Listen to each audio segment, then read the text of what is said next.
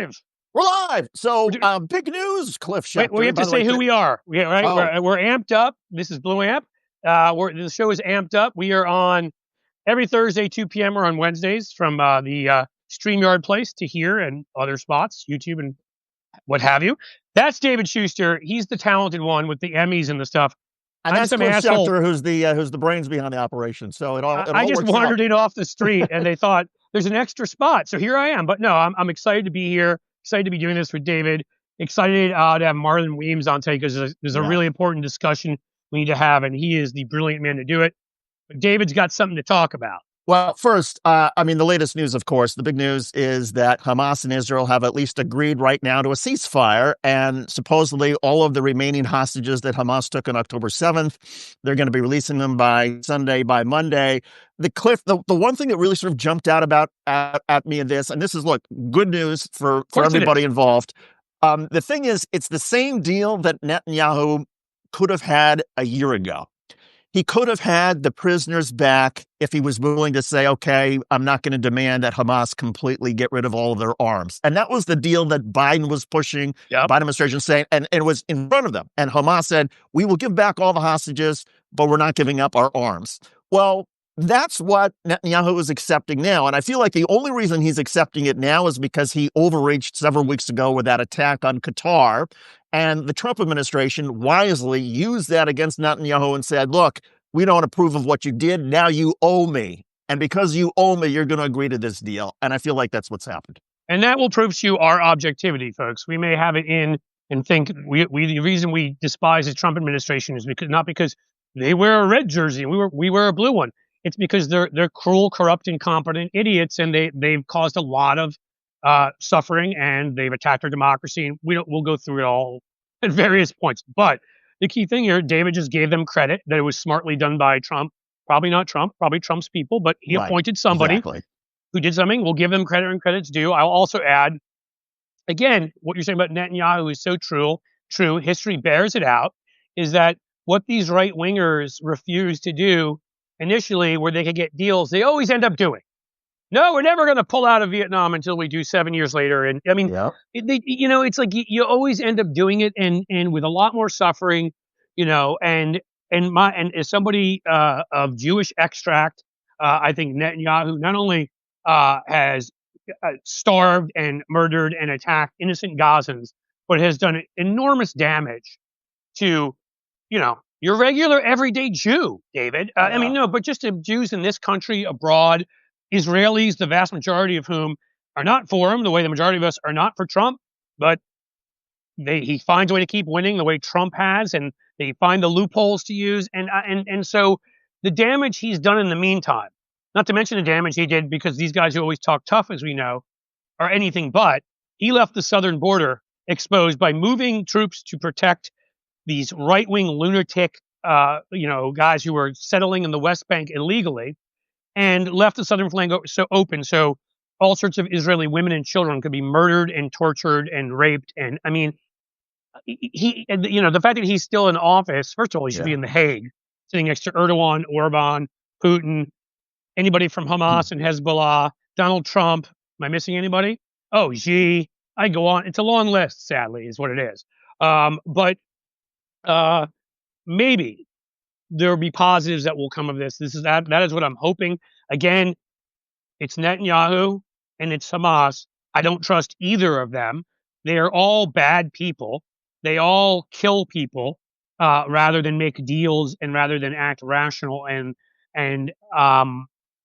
So again, I'm going to hope for the best. I'm glad it happened. And, maybe Donald Trump will get his Nobel Peace Prize that he's been I mean, the thing is, I have a feeling the killings are going to continue. I mean, to me, the best thing that could come out of this is, okay, the hostages get released, the bodies of those who were killed get released. I guess some Palestinians who may have been innocent, they get released back to Gaza. Great. But Netanyahu is not going to stop a war, I think, because of domestic political pressure and his own feelings, until Hamas is either completely disarmed or until they're vaporized. So I wouldn't be surprised if you look up a week from now, great, all the hostages are back, Palestinians get some of their prisoners back, those families are happy, but the killing, And the war between Hamas and Israel's military, I don't think that's over yet. No, and you, as we know, it just takes one spark. Yep. Somebody, launches a rocket, or somebody has a itchy trigger finger and shoots someone. And I mean, and this has been the history of the area. It's frustrating as hell because after a lot of horrific, killing, it seems to have at least somewhat been figured out. I don't know everything day to day though in the former Yugoslavia, at least a much better degree. It has been figured out with Ireland, in the United Kingdom. I mean, these were ancient and animosities based also on religion and land, and it's just I kind of just feel like throwing them all in a room and just saying, "Fucking stop it! Enough, enough! We've been doing this same dance for however long. You aren't going to get 100% of what you want, and you're not going to get 100% of what you want. That in the end actually is the definition of democracy, pretty much one of them. Get a lot of what you want and make a deal, okay? And let's stop this. And just the way Netanyahu could have gotten his deal a year ago, Abbas and Arafat could have had deals 20 years ago, Yep. where they could have gotten 90 something percent of what they wanted. They refused them. Arafat even admitted he refused to do it because he was scared for his life. Well, you know what? Then you're in the wrong business. Get out and let somebody who's willing to risk their life. Yes, we know what happened to Sadat. We know what happened to Michael Collins, and we know what happened to Martin Luther King. We can go on through history, often by their own people who are angry. Yitzhak Rabin. I think Israel would be a different place, if Yitzhak Rabin had not been murdered, because he was. So I mean, you need to be willing to take that risk, and I don't know. In the end, I hope it works. I hope it works, but we're not going to be, as long as Donald Trump is here. Sadly, and needs to insert himself in the news. We're not going to be a stabilizing force. Right. Somebody says one bad thing about his piss cotton candy hair, and you know what's going to happen. He's going to insult them and call them a name or whatever. And I know I'm being a little facetious, but anybody says a slicing that offends him, he doesn't, he doesn't know.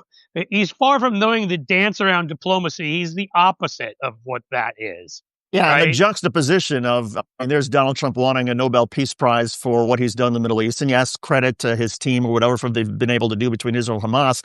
But at the same time, Donald Trump is wanting a Nobel Peace Prize.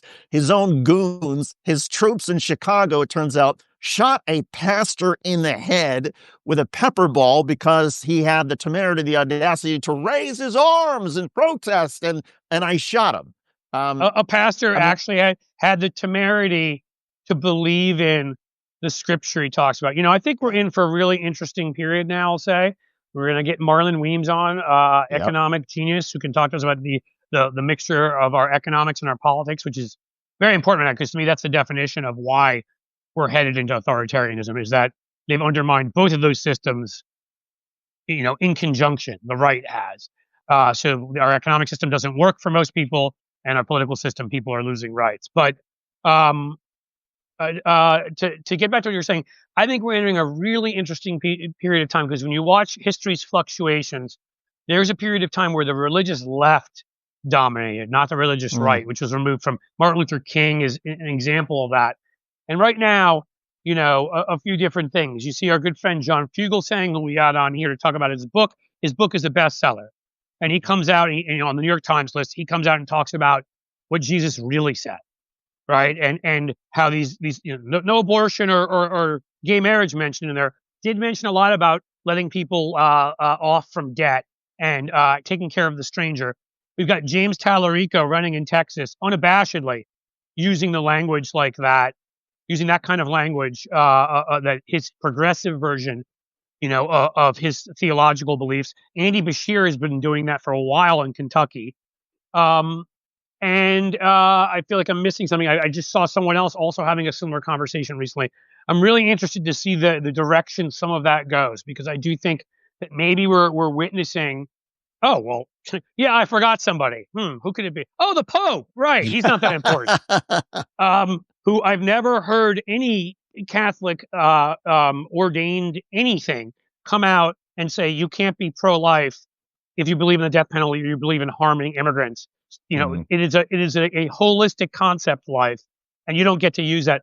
That's huge. Yeah. Hi, Andy Nelson, who's a friend of mine from here. Thank you for being here. And I saw Lefty Gramps in there, and should say hi to him and others from our show.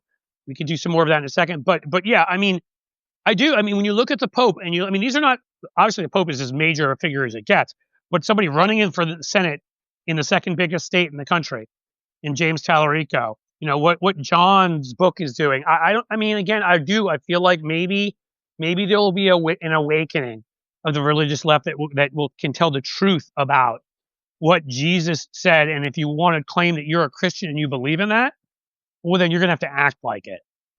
It'll be interesting. Let's talk about economics, and to not get too conspiratorial, the many theories out there that Donald Trump is purposely destroying our economy, because it's kind of hard to believe anybody could be that stupid as to be doing everything combined that he's doing. And on top of that, we're looking at the fact that while he's doing all of that, it actually follows a pattern, sadly, that Putin took in Russia.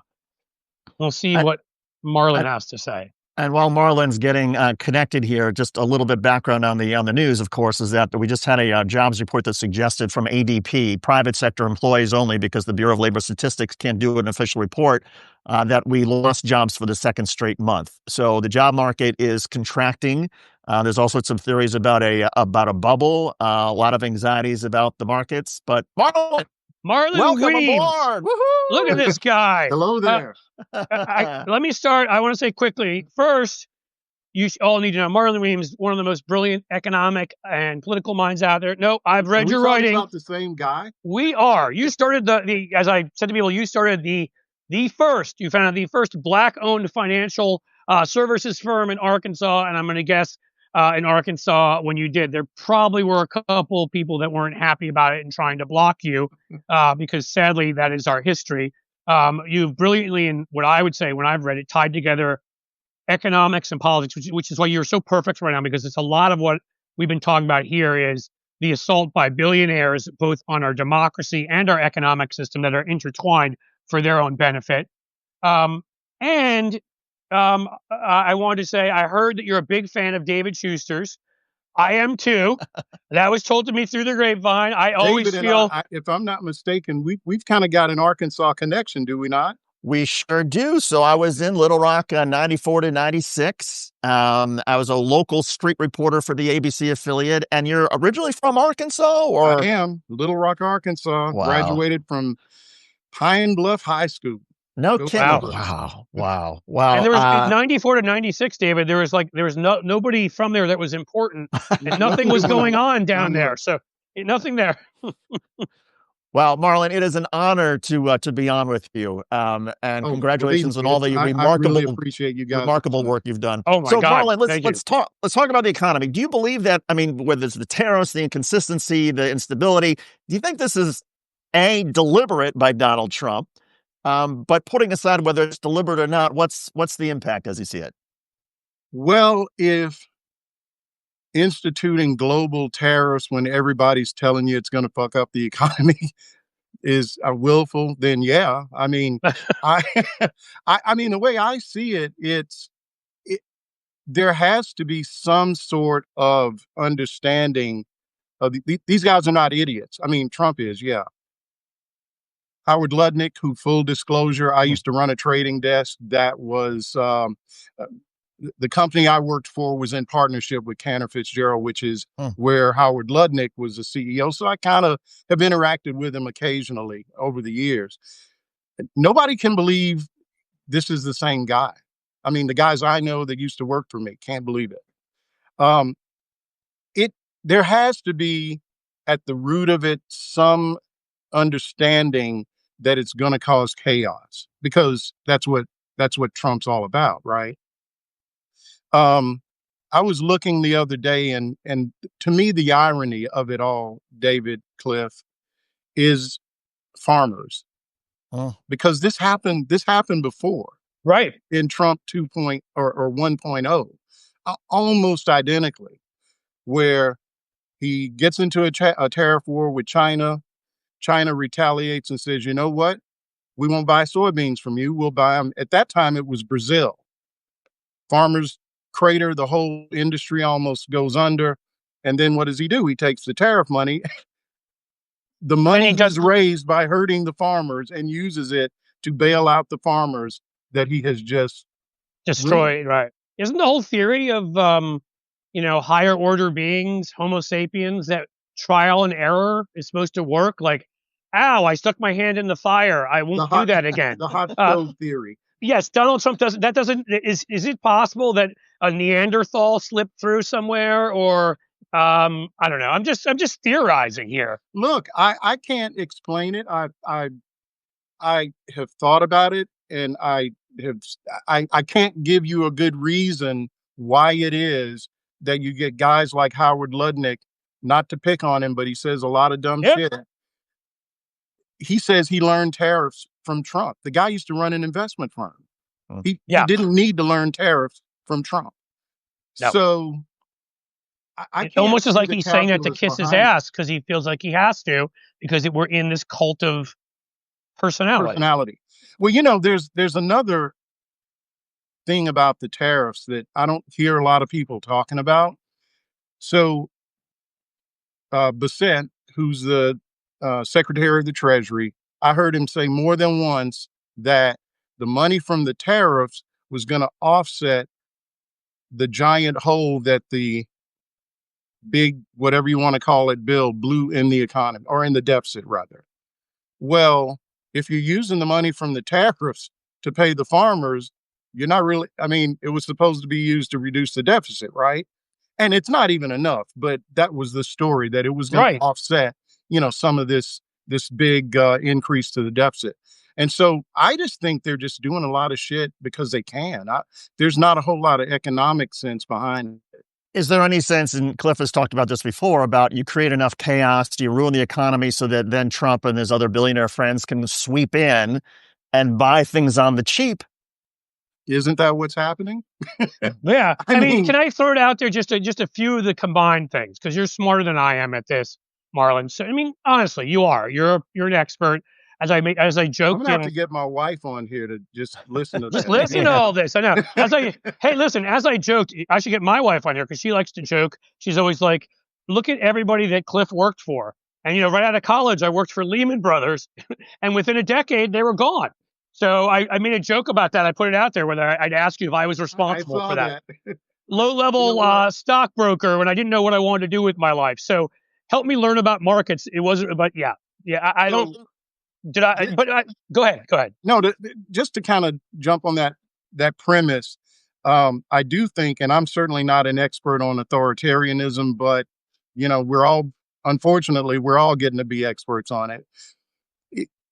If you keep the populace where they're always worried about something, one day it's, if you live in a big city, am I going to get picked up by ICE? Can I buy a house? Can I pay my car note? Oh shit, my insurance is getting ready to go up. So all of these things, I think, just sort of play into one another. Right. And when you've got some, fairly unintelligent people running the economy, this is what you get. Well, that's what I was wondering. I mean, again, and I'll just lay a couple of the facts out there. And again, you will understand better the interrelationship, but I think I understand enough of it to talk about it, hopefully semi-intelligently. You've got, as we talked about, we've got the tariffs, which make it so that our products don't get bought, our farmers are in trouble. We've got all sorts of other manufacturers in trouble, folks like that, right? So you start off with that, and they retaliate, and they're not stupid. They make sure, like the Chinese are like, oh, okay, soybeans in all of the red states that have farms will hurt Trump's people. But then you add in deportation, which ends up leading to farms and cattle ranches and real estate sites and hotels and places losing their workforce because either they're deported, and I'm not talking about from a human standpoint now. From a human standpoint, it's disgusting, but I'm just talking from an economic standpoint. They're either deported or they're scared to go into work. So you've got labor shortages at these places. They can't get people to do the work, they're going to have to pay more money to get anybody to do anything, and many of them are going out of business. You add on top of that the full faith and credit of the United States, which is, I don't know if there's any faith or credit anymore. You blow a hole in making our debt much bigger. You also show instability from January 6th through every stupid proclamation Trump issues about, I may just bomb you, or I may just, and people lose faith, hurts our credit rating, hurts the dollar. So the dollar, is not as strong.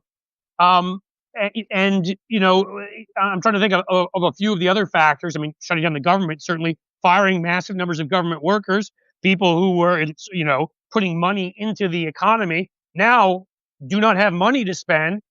I mean, it seems to me that it feels like it almost has to be purposeful. It's so stupid, all of it together. But again, I could be wrong, and I'd be happy to hear I'm wrong. So okay, let's just separate it out. Okay, let's just talk about what's going on with jobs. Um, I think I'm pretty close. A third of the construction workers were undocumented. Mhm. So you get rid of those guys. Well, what does that hurt? One of the reasons that housing is so expensive is that we don't have enough houses.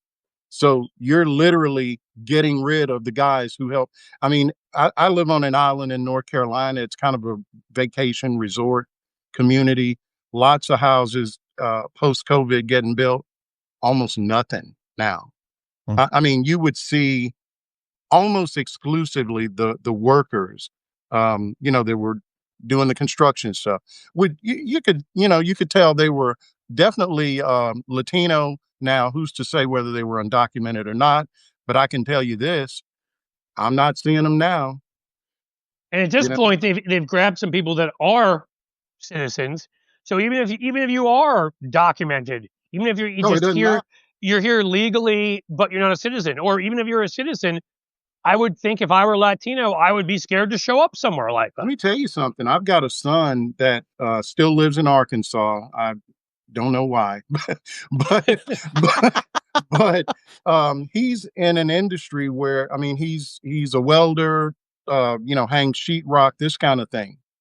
And I told him, dude, watch watch your back because just because you're black and American and etc., that doesn't mean you can't get snatched up, you know. Mm. Um, but just to kind of pull that thread a little bit more, another thing, and this is where the absence of BLS data, Bureau of Labor Statistics, right? So today we were supposed to get the producer price index. Now that's the sort of the measure of inflation on the wholesale level. What companies are paying. Well, we don't know, right? I mean, we can guess, and there's certainly maybe some, you get guys like Goldman and so forth. They got their own guys. They're probably pulling their own data, but that's not the same Right. thing. Nobody's got the, that wide reach that the BLS had. Um, okay, the Doge folks that took the Doge buy-offs. Remember that way back Yep. when? Well, those contracts are coming up this month. So those, I think it's like 150,000 people took the Doge buyouts. They're they've been on the government note for ever since getting a paycheck. That stops this month. I'm not sure what date. Probably the 15th, maybe the 30th, whenever it is. That's some more unemployed folks that Yep. we aren't really accounting for. Um, there's And there's one last thing. There's what's called a Challenger jobs report, and that just happens to be the guy's last name.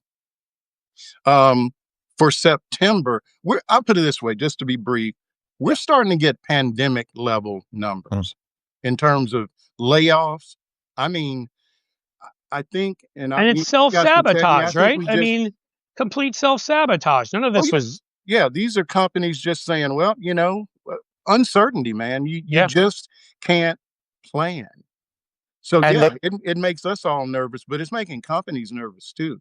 And when we all So get nervous, I mean, when consumer confidence plummets, as it has, and when more Americans than ever before think the economy's headed in the wrong direction, that the American dream is gone, that itself has a huge dampening effect on the economy, right? Because consumers don't go out and buy things when they're anxious or nervous about the world around them. let me tell you, man, I really would like to buy a new car right now, um, particularly an EV, because this administration doesn't believe in climate change. So this would be a good time to buy an EV before the end of the year just to get that subsidy, right?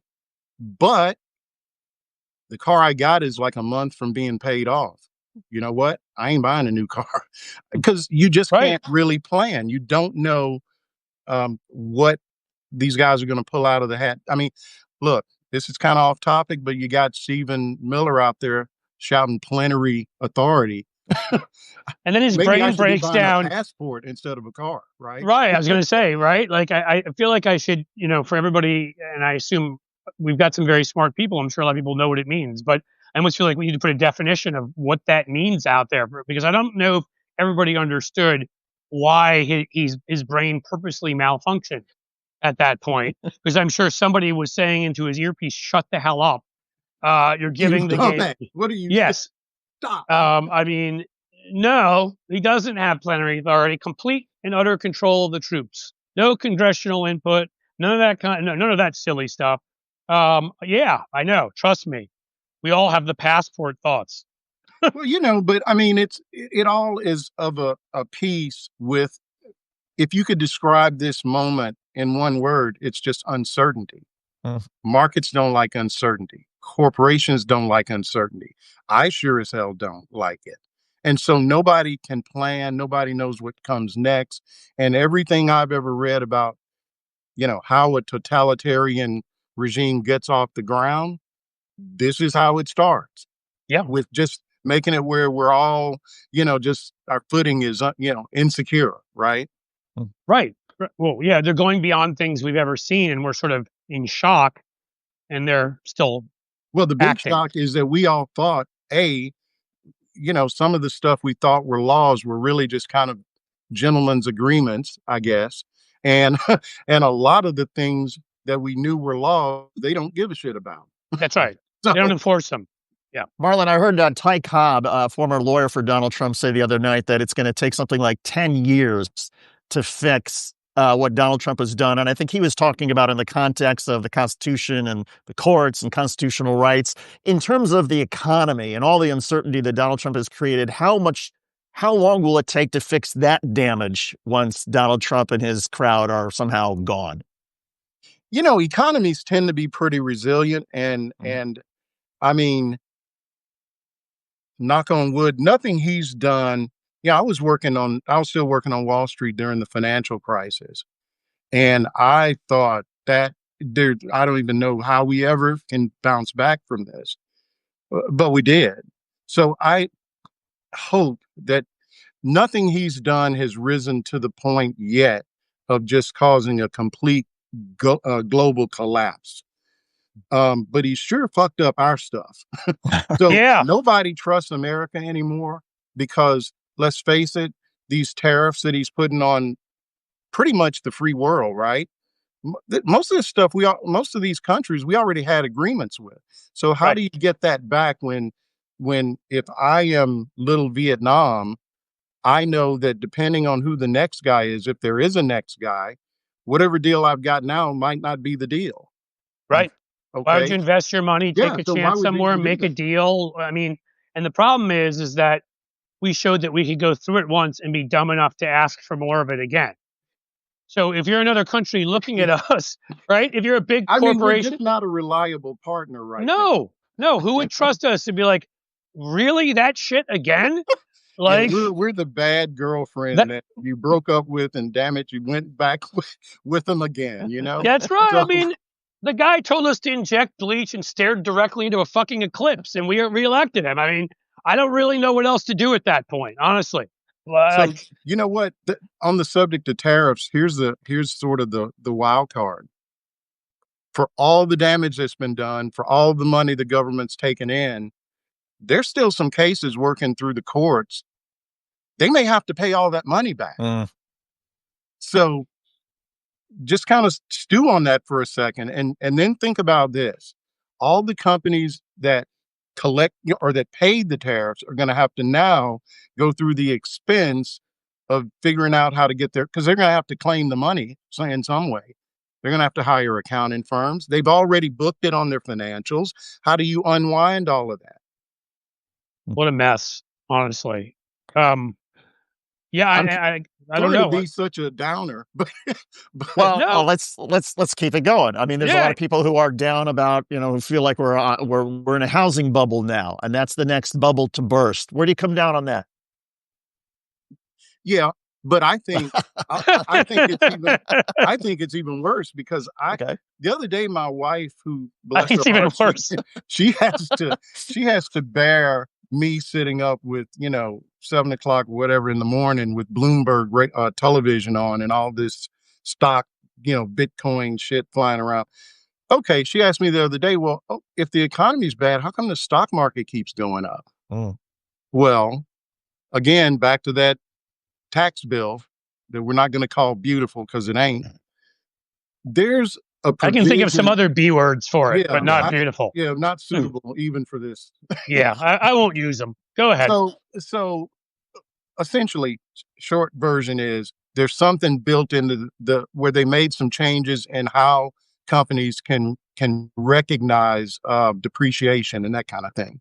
So it allows them to sort of move it up, and it creates it juices up the cash flow that normally might stretch out over years. Now it's there now. They can't really claim it or show it in earnings, but the markets know that it's there. And so it's making, not synthetically, the price of these stocks more than what they normally would be. And then you got really what they call the Magnificent Seven. So that's Amazon, Google, Apple, the tech guys. In other words, what you mean is the monopolies. Yeah, in a word. So those guys have an outsized weighting in these indexes. So you put those two things together and throw AI in on top of it, because everybody think that's the bubble that I'm worried about, is everybody and their brother all of a sudden now, I opened up some app today and they thrown AI in there, and I don't need that. No. But everybody's on that train.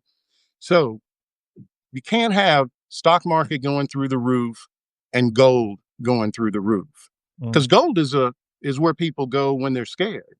That's an inflation hit. Right. That's the one to protect yourself against. So these are incongruent things. So my guess, if I had to, is that the stock market, something's going to happen where it just blows out, what they call a blow off top, and then look out.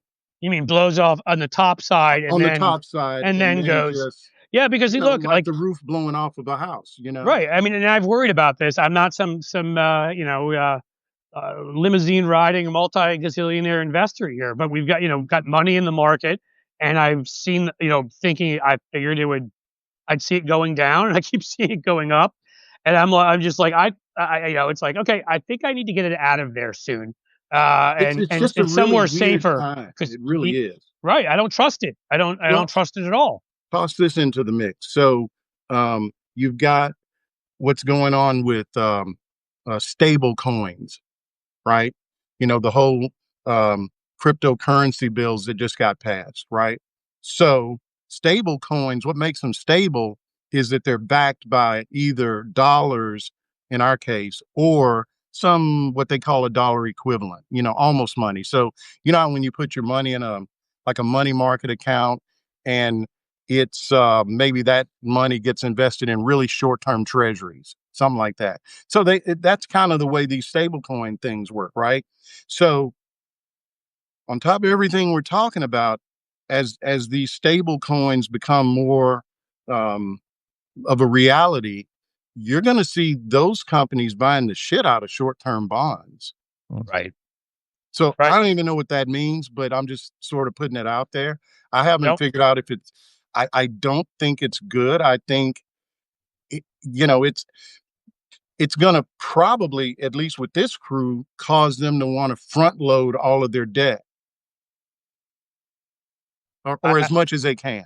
So anyway, maybe I'll write something about that just to explain it a little bit. But it's all these different little weird things that I kind of spend time thinking about, and making everybody in my house mad because I randomly curse and say that. That's me with the political. That's me with the political stuff. Dad, can you just shut up and can we talk a little bit more about the movie we just watched, or Cliff, you and I were I think Cliff, you and I were talking about this a couple of months ago, that one of Donald Trump's, I don't know, Federal Housing Authority folks, I can't remember which one it is, but they put in this new policy that said when people are having their assets evaluated for what is your net worth, that now you have to include their crypto holdings, which are, as you point out, really unstable. And the problem with that is when you're including somebody's crypto holdings and it's so unstable, and then you're trying to make a bet as to whether this person can afford to buy this particular property or not, you start to, I suppose, get into some of the same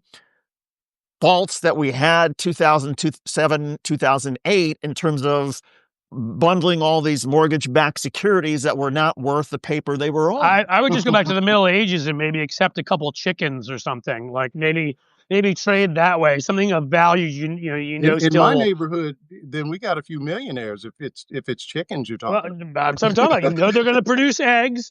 You're all good there. You have a great breakfast set up, brunch forever. I would trust that more than I'd trust Bitcoin. I'm sorry. I mean, again, you can, and I'd love to hear it from you because I've looked at it all as a damn scam from the beginning Man, that I haven't trusted. It's hard because I've been saying that for a long time as it's been going through the roof, and I'm like, I was telling somebody the other day I had like, I don't know, $100 worth of Bitcoin I bought 5 years ago to show my kids something. And at some point, it was during COVID when we're all sitting around looking for shit to do, I guess.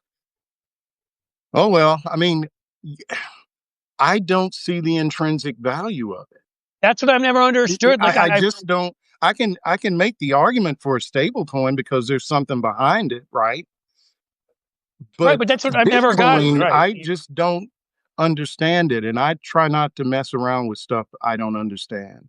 So if you don't understand it, that makes me feel better because I've always looked at it and said, like, I'm not an economic genius, but I do possess common sense. Again, we can question whether the full faith and credit of the United States means anything anymore. Yeah. But for a long time, that's what backed the dollar. That made sense. You trust the United Kingdom. You understand why the pound is strong. Well, the country is behind it. Right. That's what I'm saying. You trust certain countries. Like I wouldn't. There's countries out there that I wouldn't trust. Let's say Hungarian currency because I don't know what the fuck Orban's going to do from day to day because he's another lunatic. But I figured we had things that have backing. I've just never understood Bitcoin because to me it just seems like it's only worth whatever the other person thinks it's worth. There's nothing backing it. So I don't know, maybe 2 or 3 years ago, I got hired to write a report on blockchain, which is the sort of foundation, like the infrastructure that these cryptocurrencies sit on. And there are a lot of different use cases. But just in terms of writing that, I necessarily just had to dig into Bitcoin and cryptocurrencies. And I talked to a lot of people. I understand blockchain. I understand what you can do with that. Yep. I mean, and the reason they hired me was because I'd written a white paper some years earlier about how you could use blockchain, to make securities transactions more efficient and more secure, that kind of thing. So I got that. I cannot tell you Bitcoin. I just don't know. I mean, give me a tulip bulb or something. I mean, at least I got a flower. Right. Here's an idea. If we, like Donald Trump wants to put his face on coins, if we put his face on Bitcoin, will that make it value? As I say, will that make it more stable or less stable? Because inherently, I think anything Donald Trump's visage gets near becomes less stable. Is that a scientific principle, like a chemistry principle or something of that nature? I think it's an experiential principle. We've experienced this shit. Yes. You live through it enough. Everything the guy touches, something bad happens. Right. You're like, that guy's fucking nuts. Except for, the really wealthy, the billionaires. And this, I think, gets to something that we were talking about with a guest yesterday. And that is, I think, one of the great messages to bring this back to politics. And it's important to say, David, he's a congressman, Greg Landsman. So Greg Landsman. These are Democrats. We need to share these messages. His brilliant message, and he represents Cincinnati, and he and Cliff are, close friends. As he's pointing out, the part of the messaging is that Trump and the Republicans are only helping the billionaire class. The billionaires are getting even wealthier, and it's coming on the backs of everybody else. And I think there's a political message there, but I guess I'm curious to you, putting aside the political message, what is the economic impact on a society when you continue to widen the wealth gap, when the wealthiest billionaires get richer and richer and the rest of the country is stagnant? It doesn't end well. I think there's So a I French mean, I'm not kidding. Revolution. I mean, look, okay, so um, Citi, Citigroup, Citibank, I forget. This is several years ago, back when I was still running a trading desk. They put out a report, and this is it's pretty infamous. They put out a series of these weren't like full reports like you get on a particular stock. These are what they call notes, right? And the whole the thesis, they had this little group of brainiacs that thought it would be a good idea to show their ultra high net worth clients how to take advantage of income inequality. Oh, that's nice. Somebody thought that was a good idea. And I actually have the report somewhere on the cloud. And the interesting thing was, whenever you do something like this, you always, whatever it is you're examining, you look at, okay, so what are the risk factors that could make this not work? And I always remember the one, they talked about markets and all this stuff, but then they said, of course, and they didn't say unfortunately, so I'm paraphrasing. They said, you know, we still have one person, one vote. And at some point, one of the things that makes this train keep working is the concept or the thought among the masses that they too can be rich. And that's why they Yes. put up with this shit. They don't want to get rid of the billionaires because they have this idea that, if I just kind of keep doing what I'm doing or win a lottery or whatever it might be, I've got a chance to be almost that rich. But at some point, they're going to figure out the game and they may want to take this shit from us. I mean, Well, that's right. But I mean, that's what again, and that's where negative we are jobs right now. reports. People are starting to go, hang Right. on a second. Inflation up. You've already got it where I can't afford a car. I can't buy a dozen eggs without, it's either eggs or my utility bill, right? Can't buy a house. Now you're talking about tripling my insurance. Huh. Hang on. When you get me agreeing with Marjorie Taylor Greene, guys, we're close to the apocalypse. I saw that earlier today too. I was like, this can't be reality. I I'm thought agreeing. It was like a deep fake. I always think of talking about this stuff. Yeah, I always like to just sort of throw out two quotes that I think of by two. I'll call them two philosophers, right? You think of one which is Louis Brandeis, Supreme Court Justice, right, who said you can either have vast disparities in wealth or you can have democracy.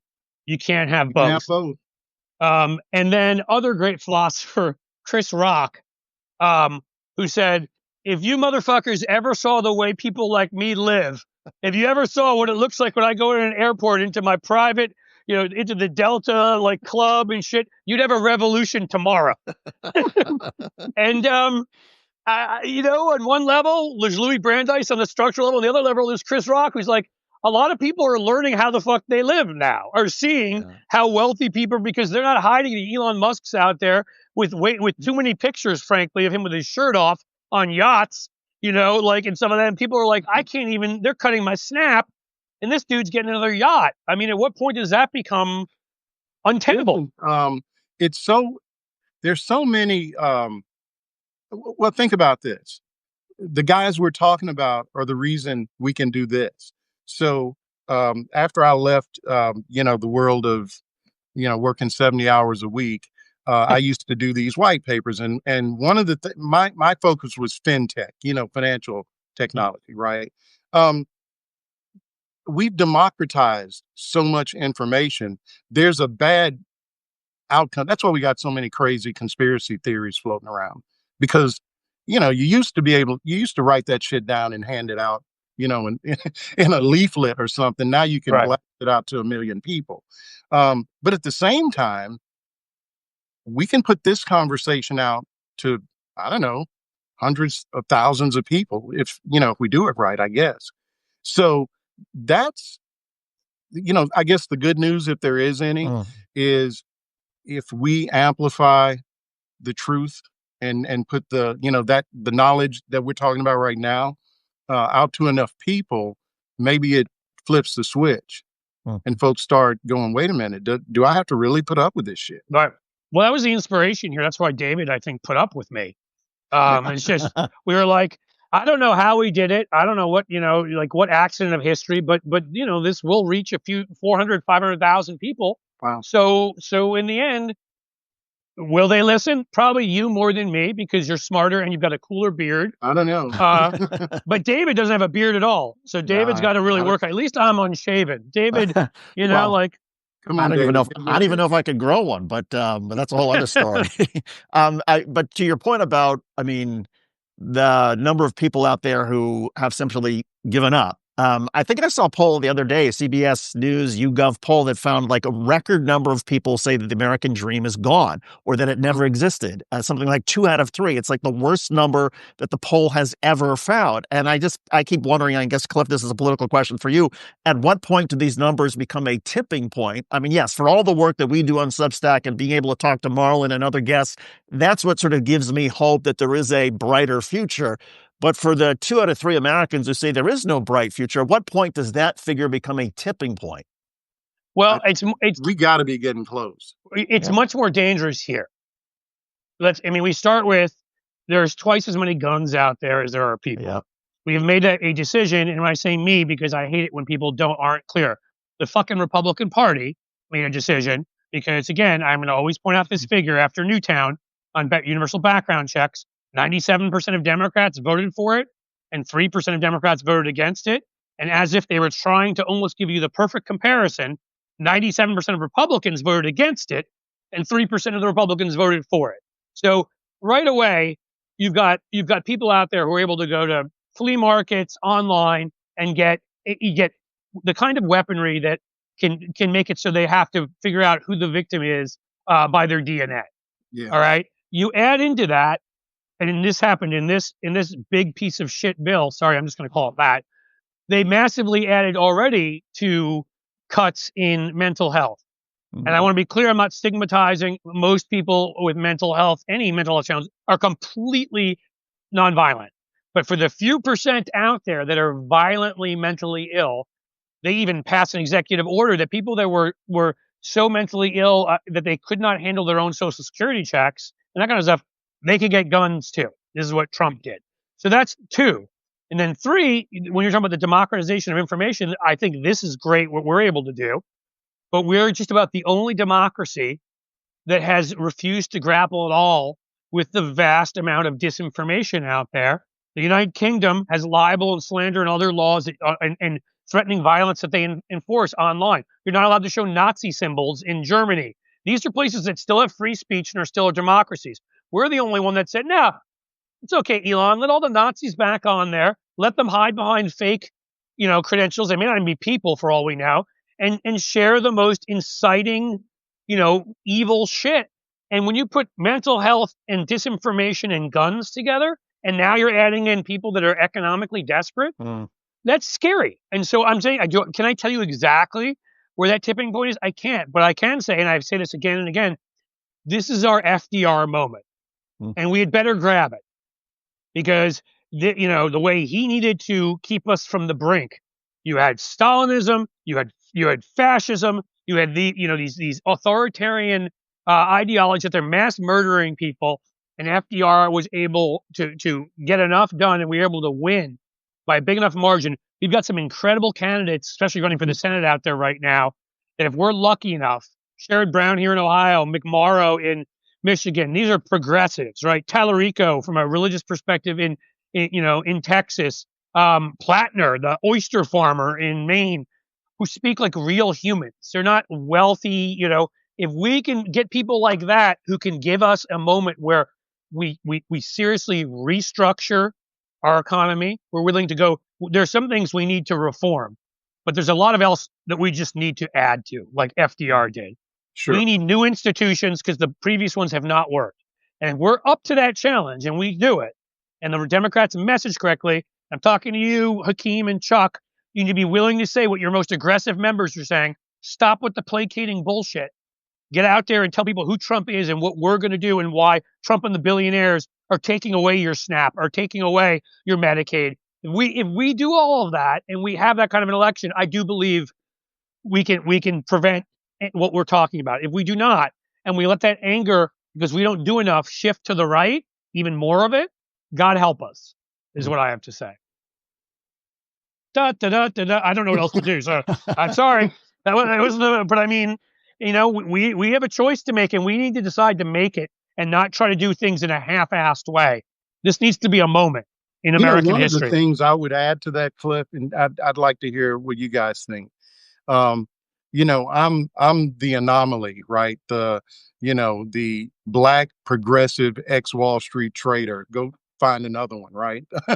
But I've been in that bubble, and now North Carolina isn't ruby red, but it's red enough for me. What frustrates the hell out of me is the idea, and this is a Democratic leadership thing, that if we could just, get these Republicans to come back, those, Oh. and I'm like, how about fuck those guys and go get the 250 million people who didn't vote at all? Yeah. How about we do that? Motivate them to go out. Is that? Yeah. I'm, No, you I are. mean, I know a lot of, I've got a son that's in college. I've got a daughter that just finished. So everything you're talking about in terms of just not total despair, but I've got a daughter. She's got a college degree. She's very talented. She's an artist. Right now she's moved back home. Right. And so we have these conversations. Can't buy a house. Don't know when she ever would be able to. Can't rent an apartment by herself. And she's making good money, being a server. But I'm just saying, for us, it was different. And so I wrote something a couple of years ago, and I always remember the title because I think about it whenever we have these kind of conversations. And I think it's repealing the last half of the 20th century. I mean, that's kind of what we're experiencing, right? I mean, Republicans are Economically. basically Yeah. unwinding every bit of progress that's Well, been because at the 30s to the 80s, we created the strongest middle class in the history of the world. and it's just not there now. The things that we did, and you see that evidence everybody does in their families. You may not as much because, of course, we discriminated. We were assholes, and we discriminated against plenty of people too. But I've got a member of upper generation of my family who got the GI Bill, and that allowed him to get a PhD, and he became a finance professor, and that's a story in the family, and there are stories like that. But my family, we never would have probably been able to afford. I grew up in Manhattan, but we had rent control, and they're getting rid of as much rent control as they can because God forbid, you not be a sheik or an oligarch and live in Manhattan. I mean, we're undoing, as you just said. I'm really just talking too much and belaboring what you said, which is you're absolutely right. Everything that we had put in place, one of the big ones to me. I'm interested in your take on this. Is until 1982, and I see the big divide coming with Reagan, because the economic hocus pocus or voodoo economics, if you will, that was put in place during that time based on all sorts of bullshit beliefs that were not borne out by any science or anything. To me, one of the worst things that we did is when we legalized what was considered stock manipulation until 1982, buying back shares of your own company.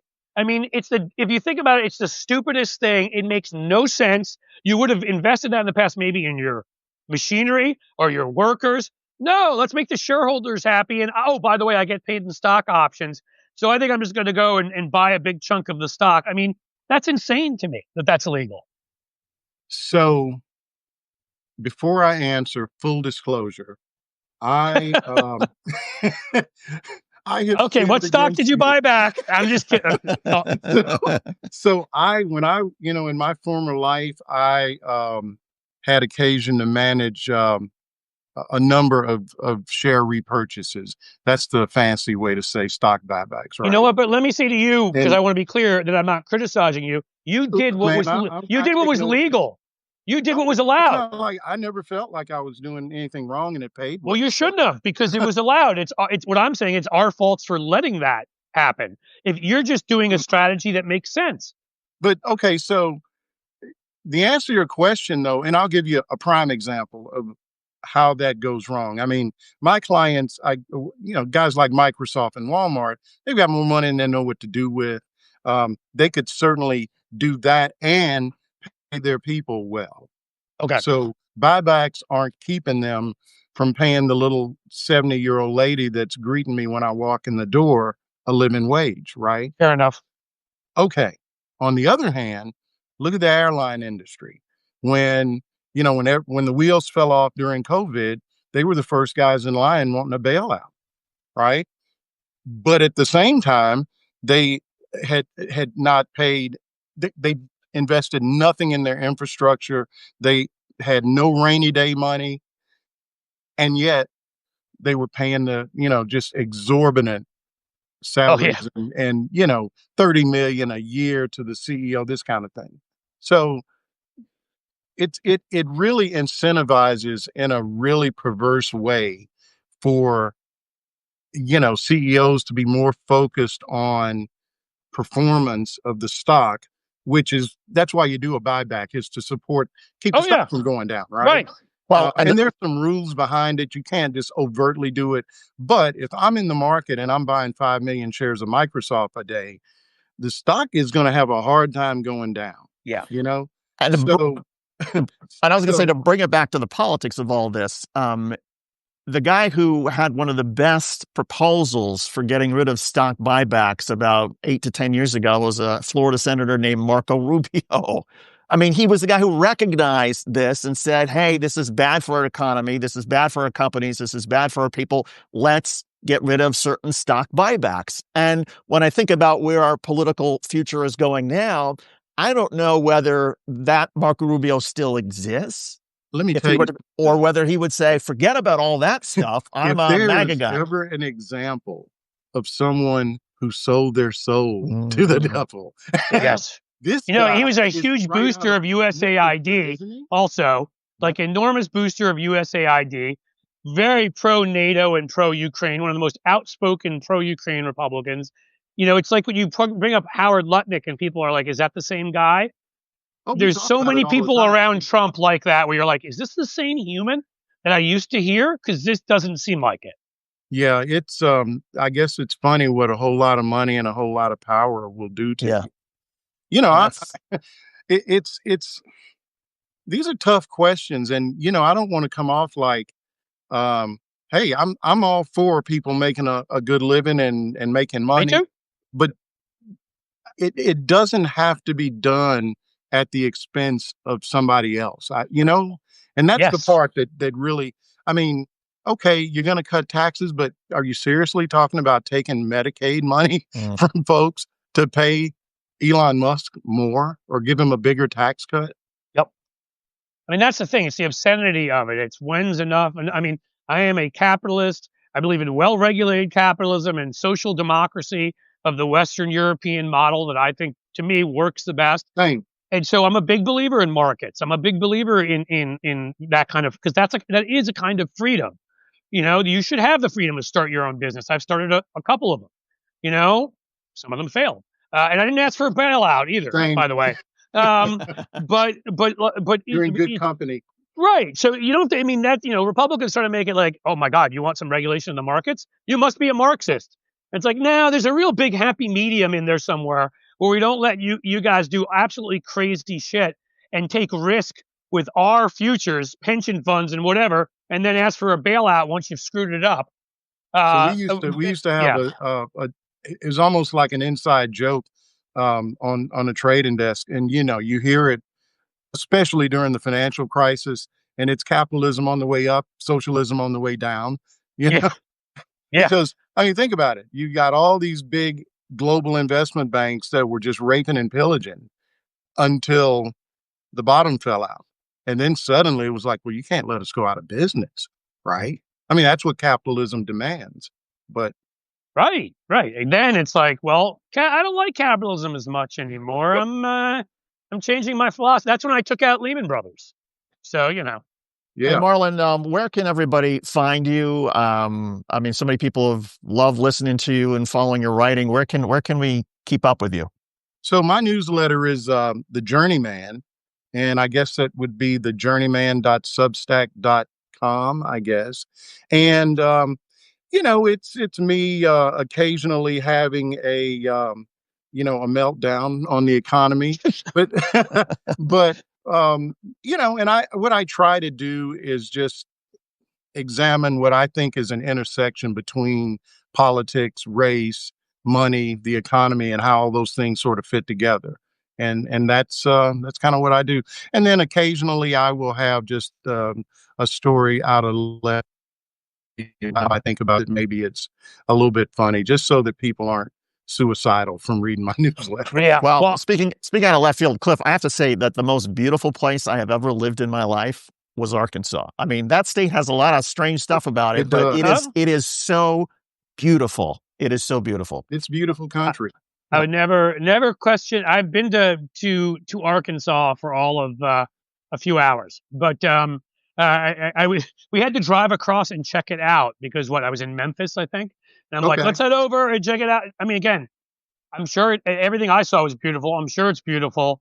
In a way, it's such a shame that it's being despoiled, if you will, by the It Tom really is. Cottons and the entire Huckabee family going back at least 200 years. If I could just say this, I wrote something some years ago, and people have a hard time believing this, but Arkansas had a Republican governor, Winthrop Rockefeller, back in the 60s, Yep. and he won with something like 80% of the black vote.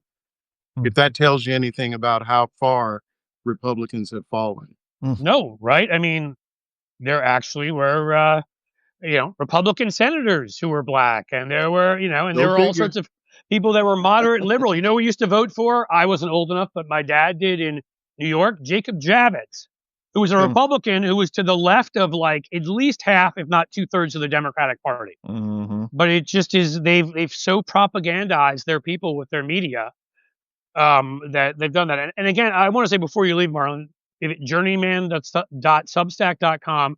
I wasn't, BSing at the beginning. And I think it is that you bring such a unique perspective because of finance and because you're black, and that obviously a lot of folks were held out of that industry, and you obviously played a serious role. Know what you're talking about. You're interested in politics, and so I didn't know about a lot about you until we were introduced by our friends at our place. I think Lawrence Winterman up there right now is promoting you, and I as I do for this started reading what you're writing. And I'm like, well, now I've got to read more. So I'm very serious when I say, I mean, if you want an interesting perspective, if you want good writing, if you want to learn about finance and actually not be bored, because you can go read a textbook or you can read his stories, which are much more interesting, and you'll learn some things. So I Thanks would so much, recommend Cliff. that. I appreciate that. And the other thing I'll add to this, which I love discovering, is that Marlon's also a great guy. You could just tell, Marlon, you're a good guy. You're a decent person. I try. So you're an expert in your field and you're smart, but you're just a good guy. And we're so glad that you joined us. Oh my God, today. that's so true. Our rule Thanks is so much. we want to have people on who are the same people on camera as off camera. I'm not going to claim that that's always doable, but at least I think we've been able to accomplish it most of the time. And you seem like exactly that. So wherever you are in North Carolina, if I make my way down there from Cincinnati, Ohio, in occupied territory of Ohio, maybe we'll grab a beer or a coffee or whatever it is that I'm all for it. Well, let's your go pleasure. with beer. That would be my goal too. Man, alcohol, whenever. Marlon, thanks God again. bless you. Hey, thanks so much, folks. And Cliff, I great appreciate you show having me as on. always. God, I'm lucky enough to, a great guest. I mean, a great co-host with me, and then the guests we get are incredible. Yeah.